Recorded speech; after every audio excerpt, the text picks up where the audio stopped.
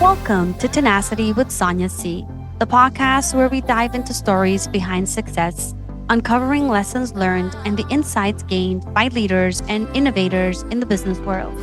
I'm your host, Sonia, and let's get started. Kyle is an expert in mindset coaching and leadership development with a passion for helping business owners and leaders unlock their full potential. He brings a wealth of knowledge and experience to our conversation. Get ready to gain valuable insights into the power of mindset, leadership, strategies, and achieving business growth. Let's dive in. Hi, Kyle. Welcome to the show. Thanks, Sonia. Nice to meet you, and it's great to be here. I know you love to talk about how our mindset and habits impact our lives, leadership and business. So I'm excited to dive into this conversation with you today. Before we get there, can you tell us a little bit about yourself? Sure. Yeah, my upbringing is unusual for most people's experience. I grew up on an orange farm in near Fresno, California. So I got to be on living on 40 acres, driving motorcycles and riding my bike and doing all kinds of fun stuff. So that was my upbringing, and then I jumped into focus on kinesiology or exercise science for college, Mhm. and ended up not taking that path and Okay. stumbled into a men's mentoring program after going to India on a trip. And that program became a part of my really who I am now in a huge way because I was there for about 10 years and played various roles in that program. Jumped out of there, got married, had some kiddos, and then moved up to the Pacific Northwest and started my business. So there's all kinds of other little details in there, but that's the journey to get to where I am today. I'm sure we'll get into some of those little details during our conversation. So let's start with the most basic question. There's business coaches, there's life coaches. What's a mindset coach? Yeah, we or I focus on helping people to realize that there's four steps to change, and that most people choose to do step three before they even get to step one. And so when you think about change that you're trying to make in your life or your business, most people think about doing. Think about doing things and taking action, which is good. We need to do that. But those actions and that doing ultimately hasn't produced the results you want anyway. So something is obviously off, something is missing. So that's our mindset. That's the limiting beliefs that we have. That's the negative emotions that are holding us back. And the first step to real change that's transformational is release. And that release is about letting go of those limiting beliefs, letting go of those negative emotions so that your mind, your unconscious mind, is free of those limitations. And Mhm. when you do that, then you get to be far more creative and innovative and confident. Because if if I believe that I can't have success in my business because it's something that I've said to myself or something happened in my past that people dumped that on me, that, oh, you're a loser, you're not going to have success, you're going to fail all the time. I'm carrying the weight of that, like a bunch of baggage in my Yeah. life. And if you picture your life and your business and you want to get to this next stage, and to get to that next level in your business, you got to walk through a doorway. You can't fit through the doorway if you're carrying hundreds of pounds of luggage. You're just not going to fit. And even if you can squeeze through a little bit and make some progress, the baggage is going to pull you right back like a rubber band. And so until that stuff is all let go of, you're going to remain basically where you kind of are right now. And Mhm. so my work is to help people figure that stuff out and let it go. So is there a process that you go through with individuals to help them, get to that step? Yep. Yeah, I call it my Leadership Advantage program, and people walk through this program through 4 hour sessions with me. So they do a session with me where we go, okay, what is it that you want to resolve? What's your biggest problem that you're dealing with right now? Whatever that is, it could be in personal development, it could be in career, it could be in all kinds of different areas. But whatever it is, it's holding you back in all areas of your life. So let's figure out what is the root cause. So we're essentially doing a root cause analysis of the situation. We figure that out. And then the next session, which is the next day, we let go of all the stuff, all the baggage that's in the way. And then they're free from those things. And the simplest way to explain it is it's tied to our emotions. Hmm. So when you let go of those negative emotions relating to those past experiences, then you freed yourself from the emotions of it and you don't carry those emotions forward, but you get to carry the learning forward from those experiences, right? So a lot of my clients have had some sort of a rough experience in childhood, or they've had a rough experience in business, and they've labeled themselves in some way, and once they learn the lesson of that experience, the emotion isn't tied to it anymore, Hmm. and they can project, or not project, but move forward, period. Okay, so this might sound like a weird question. What's the difference between coaching and therapy? Is there a difference or is this sort of the same thing? Because I ask because therapy usually takes years, and the way you're describing it seems like it's a one, two, three step. You deal with something and then you move on to the next step. So I'm just curious. Yes. So therapy is, no, I'm not, licensed in that. I don't have a degree in that or anything like that. But as I understand therapy, it's more of a conversation to pull out all that information and really look at it and dissect it and talk about it Mhm. and try to figure out what it all means. What I'm doing is finding out what's going on with the situation, what's the problem there, and I don't care how the person arrived there necessarily. I don't care about trying to resolve it through talking through it. I want their unconscious mind to let go of the issue and move forward. That's it. And so I use a process called mental and emotional release. And I'm master certified in using the process. I went through a bunch of training to receive this certification and ability. And the biggest difference between therapy and this approach is, with my approach, it is fast, like literally fast. There's a book called Mental and Emotional Release by the doctor that created this process. And in it, they do a study on patients with PTSD. So they walk the patients through the process that I walk my clients through, and they do basically what I described to you over the course of, 2 sessions. And they've been tracking these patients since they did the study, and all of the patients, which is I think over 100, Mhm. 10 years later, have no PTSD Oh, wow. symptoms at all. And it sounds crazy. And I know for those of you that have, like heavy anxiety or some sort of PTSD in your life, I'm not trying to belittle the simplicity Mhm. of of this or the challenges of what someone's going through. But the study, peer-reviewed study, shows that that's possible. And so I get to bring that level of possibility into someone's business when they're struggling with growing their business and the mindsets behind that. That is powerful. Yeah, absolutely. I agree. So could you elaborate a little more on the blue shirt leadership framework you developed and how is it helping individuals overcome obstacles and achieve success? Yeah, so BLUE is an acronym and it has 4 pillars to it. Blue stands for be a self-aware leader. So if you picture a leadership house as a good metaphor to use here, the self-awareness portion of the house is really your foundation. And in a home, if you don't have a foundation, it's not a good home. Period. It's not going to stand very long. No matter what comes, it's not going to do well with the wind, the rain, whatever, right? And in our lives, if we don't have a good foundation of self-awareness, when the stuff comes at us, we're not going to do a great job of handling it. Right. So being a self-aware leader is the first step. Second is lead with accountability. So if you lead with accountability, this is the nails and the hammer in your home. To build that leadership home, you need accountability. You need the nails and the hammer. Without that stability, without that structure in place, your Hmm. leadership house is going to fall. And it hurts yourself, it hurts other people. So accountability is vital. Then you use a growth mindset, which is like the walls and the roof of your house. It represents the shifts and changes that over time, if anybody owns a home, over time you have to make adjustments to it. Sometimes you put an addition on it. Sometimes you got to replace the roof. You got to move a wall, whatever it is. Hmm. Same thing in our leadership. And then the E is empower others. And I describe that in my book as the windows and doors of your leadership house. This is where people get to see your leadership and watch how you lead. And this is how, once they're in your leadership, they get to experience it.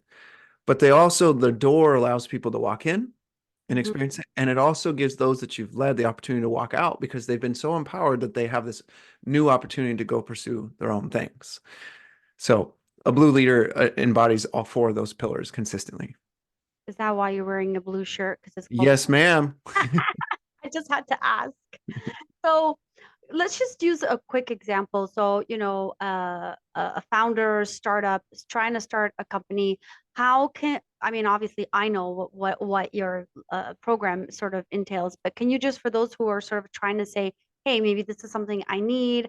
I want to start a startup, but I'm sort of stuck. I don't know where to go. I need to lead a team. Can you walk us a little bit through how your process will help them in that entrepreneurial starting phase? Yeah, let me see if I can come up with an example of a client that I'm working with. Most of my clients aren't at that starting phase. They're more, several years into Yeah. it. But I think the emotions that you're talking about and the limitations that you're talking about still tie together. So there's an IT business that I'm working with right now, and the owner's been in business for how many years has it been? I think it's 8 years that he's been in business, and he has a partner in another state, and then several other employees that he works with. The thing for him is he has I should say, because we've gone through the process, he had some limitations as it relates to his own perspective on what he can do for sales, right? Okay. So his perspective was, I can't generate sales, was his limitation. Okay, so whatever the limitation is that this hypothetical person you're talking about has, we go, okay, that's the limitation. All right, well, why does that exist? How do you do that limitation? How do you not do that limitation? Hmm. What have you done to try to resolve it? When did this belief first start? And what are the other situations that have happened since that have continued to perpetuate the basically the fruit of this belief or this negative thought that you have about yourself and what's possible? Hmm. We dive all into that, and that drums up all the other emotions and limiting beliefs and limitations and fears, and we take those, and in the next session we're able to help you let them all go. So what happens is I work with my client, he tells me all those things, he works through the emotions that are tied to them by getting to the root cause of the limitation or the emotion there, lets it go, learns from it, and carries that forward into his business. So now he doesn't think about his limitations anymore about sales. He just goes, I need to make sales. And I have a brain that is absolutely brilliant, just like anybody else's is. And they're Okay. able to move forward. Right. So if you've ever had a problem and someone else has that same problem as you Yeah. and they tell you about it, it's odd how all of a sudden you have solutions. Mm, that's true. This is what we're doing essentially is we're allowing your unconscious mind to experience the problem as a third person, if you will. And then all of a sudden you see the problem from a different angle.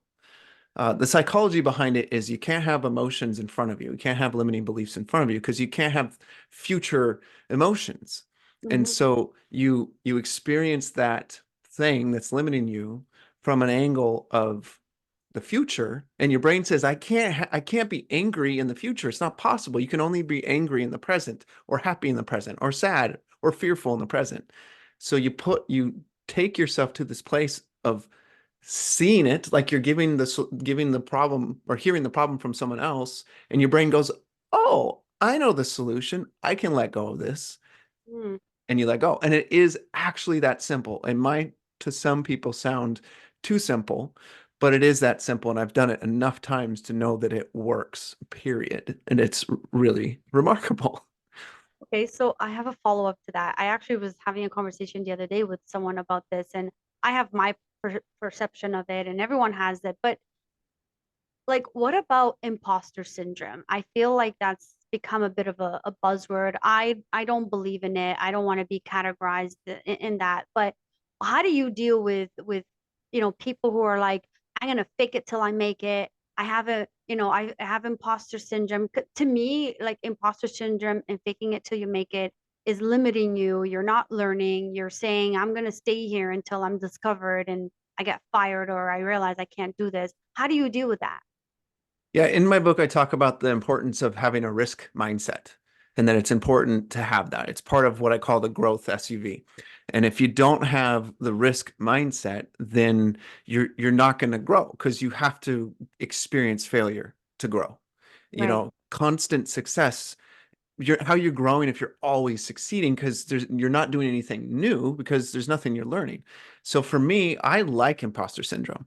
Okay. And I agree with you at the same time. So what I mean by I like imposter syndrome is if I'm not feeling like a fake, it's a fact, I'm not going to grow. Right. I have to feel that fakeness. I have to feel that stretch or that risk. I have to experience that failure. Otherwise, it's truly a fact, I'm not going to grow. So that's the first thing. Mhm. The second thing on a psychological front is perception is reality. And you kind of hinted at that with your question. If I see myself as a failure or an imposter, my brain has to prove that to be true. So the research has shown that every second, our brain filters 2 million bits of information. Okay, it's a lot of information. That's a lot of information. The visual of that is imagine your refrigerator in your house. Okay. If you were to put if you were to put 2 million toothpicks in your, you can fit 2 million toothpicks in most people's refrigerators. Right. Now imagine that refrigerator is always hovering over you, and every second it dumps out 2 million toothpicks. Oh Right. gosh. Right. So Wow, that's a good analogy. yeah, so you're getting that dumped on you every second, and your unconscious mind is responsible to filter that. Some of that information is the way you feel, like the tactile senses, your visual senses, your intuition, your inside of you, what's going on in your body inside of you, right? Yeah. But consciously, we can only take on 126 toothpicks or bits of Wow. information. So every second that refrigerator opens, dumps 2 million toothpicks on you, and then you have this opportunity to choose 126 of them. You grab those 126, and if you've set in your mind that you're going to fail at this startup, that this relationship's not going to work, that Mhm. I'm a loser, or opposite direction, that you know what, this startup is going to work. I'm going to figure it out, or I'm going to close this sale, then either path you take, your brain takes those other 1,900,000 something thousand toothpicks and grabs the 126 to prove the positive angle to be true. Because there's so many bits of information that you can grab, but you got to direct your unconscious mind. So, one little last bit here. Our conscious mind is the goal setter, and the unconscious mind is the goal getter. So you might as well set a goal that's super positive because your unconscious is going to go grab it for you. Hmm. Interesting. Okay. Yeah, there's so much follow-up to that I could do. So, in your experience, how does mindset play a role in the success of small business owners? It's huge. If we just what I was explaining, if a good way to look at it for outside of the self is to think about it when it comes to empowering people. Mm, If if you're working with me or I'm working with you, let's say you're I'm working with you and I'm your employee, and you hire me and I start to do an okay job. I don't do a great job, I do an okay job. So then you start to label me as a C grade employee. Okay. mhm. So then in your mind, I do C-level work, not not chief executive officer level work, but you know what I mean. Yeah, Um, I do. and so now your mind is going to be consistently looking for ways to prove that to be true. And Mhm. so when I send an email that has like grammar that's off, that's average level. Okay. So then you're going to remember that. If I have a sales call that I close it, but I don't close it at the price that we want, for example, that's another average grade. And so you'll consistently look for that. But as an employer, we have so much more authority and power over the people we work with than we realize because they're looking to us to lead them and to show them the way. Mm. And so if you think I'm average, then you're going to lead me in that direction. If you think I'm A plus, you're going to lead me in that direction. And I want to follow you because I'm on your team. So I'm going to follow that belief that you have about me, and ultimately it will become my own. That's so hard. Okay, so I have to ask. Okay, so I've encountered this myself. I know many people, other people have. So how do you deal with the Debbie Downer on your team? The person that's sort of like you ask them, how are you today? And you never get an answer like, I'm great or I'm good. How are you? It's always like, well, oh, and they always have like, they're always down and like, like, I get to a point where I don't want to be around those people because I'm just like, man, just being around your energy, like just gets me in a bad mood. How do you, as a leader, how do you deal with staff and people that are like that? Well, two thoughts. One is, are they just ultimately like that? Right. And if they are, then we didn't hire a thoroughbred. I don't know if you've heard of Dave Ramsey or not, but Dave Ramsey talks about he only hires thoroughbreds, and he calls the other people donkeys. He doesn't hire donkeys. You can't put a thoroughbred and a donkey together. You can't harness them together. It's not going to work. Mm, And the thoroughbred's going to suffer the most in that scenario, right? And so we got to make sure we're hiring the right people. And Lencioni talks about three components of it, which are humble, hungry, and smart. Is this employee humble, hungry, and smart? If they're not all three, then they shouldn't be hired, basically. but Humble, how the heck do you identify that in an interview when people are like on their best behavior? yeah, yeah. So, okay. Um, I literally have a set of 21 interview questions that get to that stuff. Oh, It gets to it in a way that's, I'll call it sneaky. It's their questions aren't stupid and quirky, like, if I don't know, I can't think of a stupid, quirky question right now, but they get to the psychology behind the way the person thinks. Like, how are they motivated? So there are ways to get to that. And I can't, we can't go into it right in this yeah. moment, but ultimately I agree with what Patrick Lencioni talks about, those three components. You're looking for humility. Are they humble? Meaning, do they recognize where they stand in their abilities and who they are as a person, which also means they're willing to grow in that, right? Right. Are they hungry? Hungry means, do they want this, whatever this is, the work? Do they want to do the work? Are they willing to put the effort in and kind of grind Mhm. and learn and grow? And then the third is smart, which isn't necessarily, intellect. It's not IQ, it's more EQ. Are they people smart? This person sounds like they're not very people smart. At a minimum, they're not people smart, and they're also not the second one, which is hungry. So then you might be striking out on both. But what if you change your perception about them, Okay. right? And you started to, just for the next 3 to 4 weeks, intended in your head and heart to go, okay, whatever this person's name is, this person, they have a lot of great attributes about who they are, Right. and look for those things. And then when you notice them, celebrate them yourself, within yourself, but also point them out subtly to the person. And if they're more of an introvert, you need to do it privately. If they're more of an extrovert, you can do it publicly. Right. Those That's my suggestion, is evaluate them in your mind and their performance on the humble, hungry, smart scale. And then in the process, catch them doing something good, and pick and make that your perspective on that person. And you can give a due date to yourself at the end of the month. Yeah. If they haven't arrived, they probably should be fired, because people take way too long to fire people, and they hire people too fast. That's That's extremely common. true. Okay, so can you provide some examples of a common mindset block that hinder business owners from reaching their full potential, and how can you help them overcome these barriers? Yeah, a common mindset block. Let's see, what have I experienced a lot? Oh, yeah, that my employees aren't able to do the work at the level that I can. I think that's a common thing. That's very common. It is actually a mindset block. I've had that. Yeah, it's a belief, and when you shift that and you Mm, start to do what we were just talking about, which is see them from a new perspective, all of a sudden they live up to that perspective. And I know it sounds like, well, how does that work? How can my perspective change who they are? How can my perspective change their reality? Try it. You'll prove me to be right, and you'll prove the science behind this to be right as well. But the the example I gave was, I've lost my train of thought, but the example I gave had to do with, oh yeah, people can't perform at the level that I can. right. Yes. Why? Why can't they? Who says? You're the only one that says that. Have they told you that? Right? No. Have they shown Laugh- you that? I'm, laugh- Possibly. I'm laughing because I'm like, I've done that. Yeah. So how do you practically resolve it, right? You practically resolve it. You can start with one question. And this is what I recommend to all my clients, and it literally instantaneously makes a difference for the business.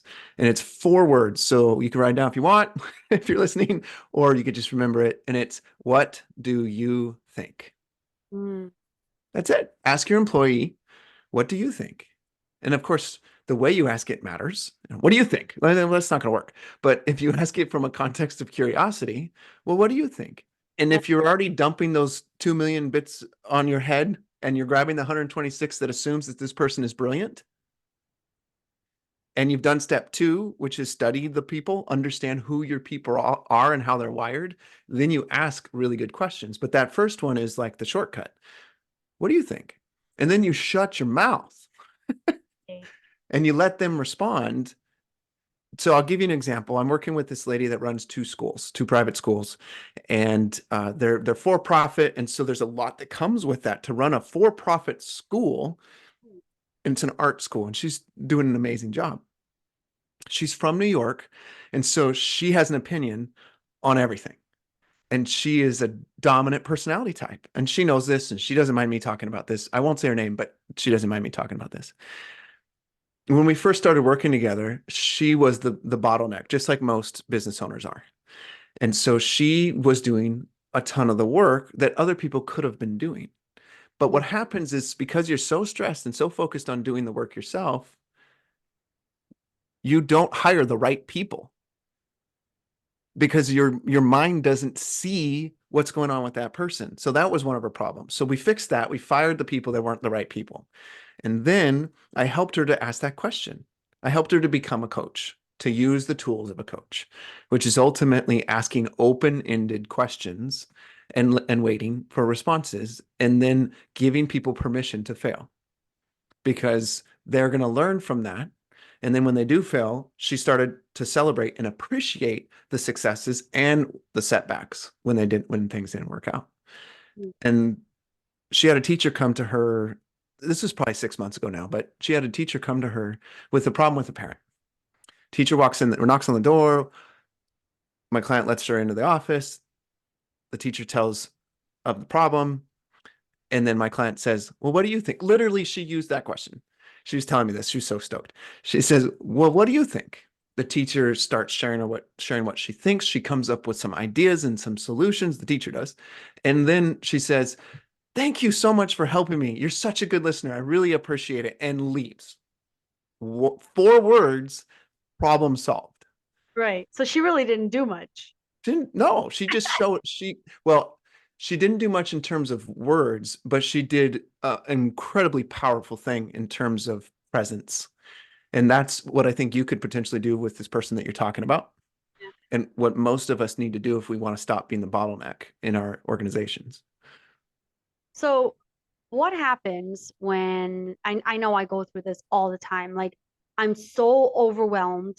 There is like a million different things going on. And in addition to that, I gotta like take care of a team and I'm trying to like delegate and get them to do what they need to do. But obviously, they're not going to do it in the way I would do it. But also, they don't have the same sense of urgency that I do. But I know that my focus needs to be on these 3 items, and I have to let go of these other 10 and Yep. I rely on my team to do it. But I don't feel confident enough to do that. And I realize you're saying like you got to assess your team, but how do you deal with it short term based on where you are in the team that you have? Yeah, so there's this book. What's the name of the lady? Oh, what's the author's name? It's I can't remember the author's name, but the book is called The Promise That Changes Everything.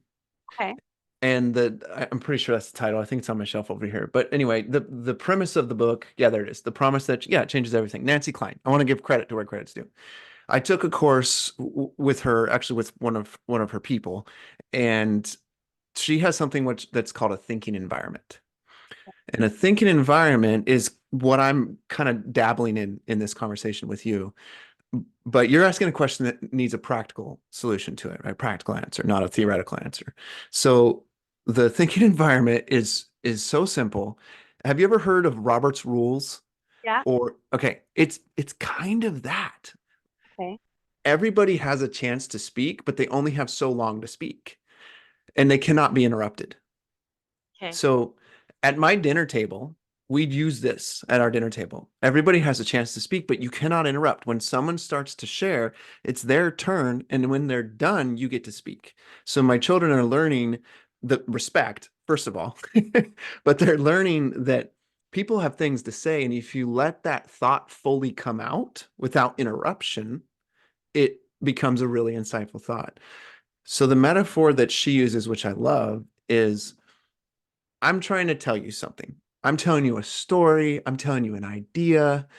And then you interject, right? So if we picture we're both driving along in our cars and I'm saying something and my idea is represented by the car and you're having your own ideas in your car and we're driving along parallel. And then all of a sudden you have a thought that you speak out loud to me. Boom, boom, boom. And then you to do that, you got to cut across. What Mhm. does that do? That T-bones me. Yeah. Now you did violence to my thoughts. And when you T-bone a car, that car doesn't get to move forward anymore. So it's the same thing with the story or the thought. That thought is gone forever. Wow. Yeah. So if we give people permission and the comfort and the safety of knowing that they get 3 minutes or 5 minutes or 2 minutes, whatever, of uninterrupted thought, Mm. that will change what they think of and then what they do with it because they're going to own it because it's theirs. I feel like I'm hearing you and I'm like, yeah, I get it. This all makes sense. But then at the same time, like I'm like, that's a lot of pressure. Like now I got to change my whole, leadership style and how I have to be so much more conscious and self-aware. And that stresses me out just thinking about it. Well, you're giving yourself freedom because ultimately, what's the fruit of all of this? Right. That team is going to perform at a higher level. If some of them just can't do it, you're going to weed out the ones that need to leave. And those that can do it, that are those high performers, those thoroughbreds, they're going to also weed out those that are the donkeys. I think what Dave Ramsey is really trying to say is the jackasses, right? That's another way to say donkey. Get rid of the jackasses, right? Yeah. Um, so simply put, how do you do this so it's not stressful? Just ask a few more questions. That's it. That's all you're doing. Asking a few more questions and being quiet for longer. Being okay with what I call the eight count. Okay. So just become a really good listener. Yeah. So let's test the eight count. Okay. Okay. So let's move on to my next question. Nope. That was 8 seconds. Oh, we are actually doing it. Sorry, I didn't realize we're actually. Yes. Okay. So when I said let's test the eight count and I stopped talking, that was 8 seconds. So let's do it again, just so the listeners can hear what 8 seconds is.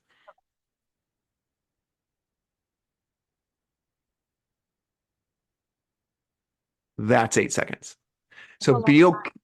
It feels like it. I'm used to it now, but it feels like it. But when you do that, the person feels heard and listened to.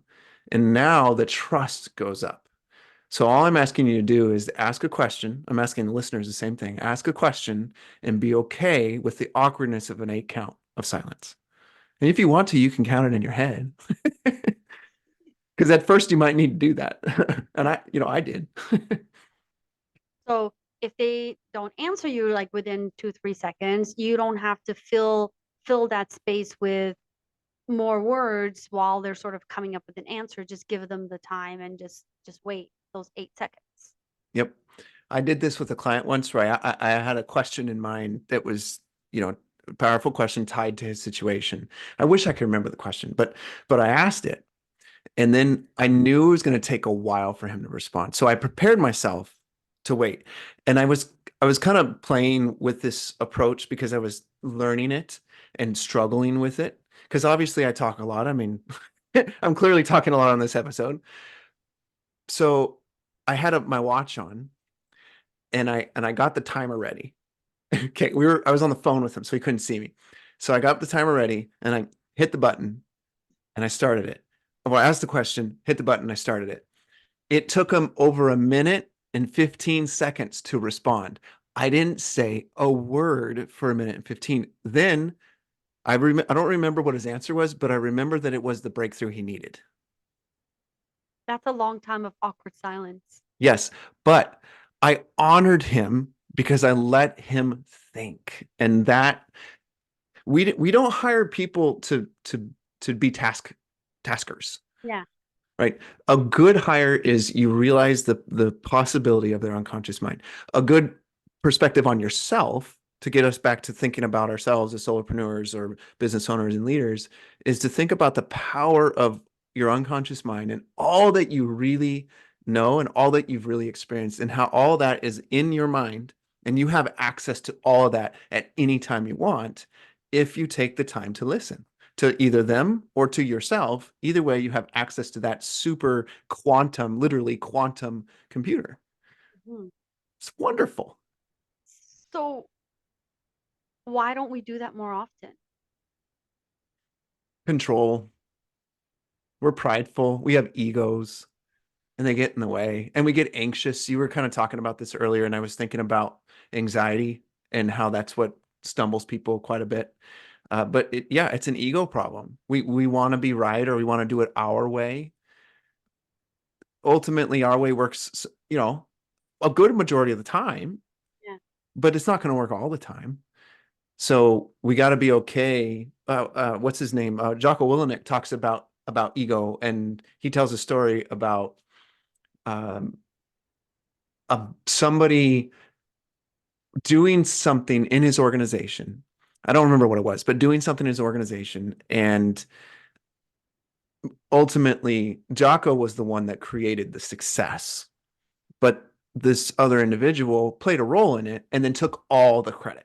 Mm, And Jocko's like, that's okay. If I don't have an ego, it's fine if he takes all the credit. It doesn't matter. yeah. And so this is what gets in the way. And it creates that anxiety. There's other reasons anxiety gets created, but that's one of them. So your program, you work with people to coach them on, how to deal with all these different things, how to be better listeners. And does it also include letting go of your ego a little bit? Yes, ultimately it does. Okay. Yeah. Yeah. Because you recognize the freedom and peace that it gives you and I've got my own ego crap that I gotta continue to let go of course. I don't have this figured out. Um, but it's true that this process, the Leadership Advantage program, will help you quickly realize where the ego is and let go of those things. Okay. So let's go into the other side, not the leaders, but the individuals who feel stuck in their career. So Yeah. they, other people, um, or businesses that are seeking to reignite their passions and drive success. How can they go about this process? It's actually very similar. One of the things that I recommend in my book, I talk about the four different pillars, and the first one is self-awareness. And in there, I suggest that people do journaling, Mm, and it's your own coach, right? If you can't afford a coach right now, or coaching is not a thing for somebody, the journaling can be very helpful. Everything else that I've shared is also a good fit for this. And if you are a solopreneur or you are someone that's in your career and you're kind of in this place of being stuck, it's about creating that opportunity to share what's going on with you with other people, someone that will actually really listen to you so you can get your thoughts out there. But if that's something that's not comfortable, or there's not somebody out there like that for you, then the journal is really helpful because we think in two dimensions is the way I like to describe it. Right now, you're having an internal dialogue about what we're talking about, what you're thinking about, right? You're hearing your own voice and then the thoughts that come, and then you're just kind of dialoguing back and forth. This is our day. This is what we experience. The journal gives you the third dimension of thinking. And what I mean by that is I write down, or I type my journal, but I type out my journal and then I read it. And all of a sudden, I'm disassociated from the problem. It's like I'm watching a movie of my life, just like I was talking about earlier. You're watching the experience. Again, it's like someone tells you about the exact same problem you have, and now you get to see it from the outside looking in. And right. journaling is really, really helpful for that purpose. So that's one of the first things I would recommend for people to do. Okay. So we're coming up on time, but I do want to sort of ask this question. So we're talking about like these processes, and a lot of it really has to do with how you process information, your brain. How does that apply? I think I know the answer, but how does that apply to like manifesting things? Is it sort of the same thing, or how does that work? Like if you're reading something and you're reaffirming it to yourself, that's you're manifesting because you're saying I am. So is that sort of like, you know what I'm asking, right? Like is it similar? Is it the same thing? And you're sort of changing the way you're thinking and manifesting something? Yes, there's similarities. There's a layer missing. Manifesting is like, let me think positive thoughts and then make things happen. That Mm, happens. It works to a certain degree, but if you don't get rid of the baggage that's preventing you from believing that you can pull it off, then your mind gets stuck. mm, So this release work that I do with my clients allows the manifestation stuff to work way more effectively. So for instance, I worked with a coach to help me with my circumstances, and I didn't believe I was worthy of the mission that God gave me. Okay. So that was my deeper belief issue, like the real layered down issue. mm, So once we dealt with that, released the emotions tied to it, the limiting beliefs, everything, I developed a new goal. There is no way that prior to the release work of what I thought about the mission that I have, I would have been able to come up with this goal. There's no way because I would have been blocked. So the short-term goal was that I would sign 6 clients within, I think it was 5 weeks of finishing that session, right? And so then the manifestation part was picturing the result, picturing what it would look like to have achieved that goal. So for me, the picture was I walked out of my office, walked down the stairs with my fists in the air, having gotten my 6th client on December 28th. I get down to the bottom steps, and my kids and wife are playing skip-bo on the carpet in the living room. That was the picture that I imagined. And I imagined that for multiple weeks in a row until we got to the 28th. On the 28th, I closed my 6th client, got up from the desk, walked down the stairs with my fists in the air, and my children and wife were playing catch or not catchphrase. They were playing a phase 10. They weren't playing skip but they were playing phase 10. It totally happened. Now, does that happen every single time? No, but if you have these blocks, it's not going to happen. It just won't. There's no way, or it will take way longer. okay. So again, just before we wrap up, uh, what advice do you give to anyone? You don't have to be a leader, just anyone. How can you know that there's some limiting beliefs within you. You know you're struggling to lead a team or just work with one person, and you know that there's some work that you need to do. How can you get started? Yeah, so journaling is one of the first things I'd recommend people to do. And then second, listen. And we've talked about that, but I'm going to give a different angle on this. Listen to others, of course. That's key. Be quiet, listen, but also listen to the own your own language. So what we've been talking about is something called neuro-linguistic programming. And neuro is brain, linguistic is language, and then programming is programming. So like a computer.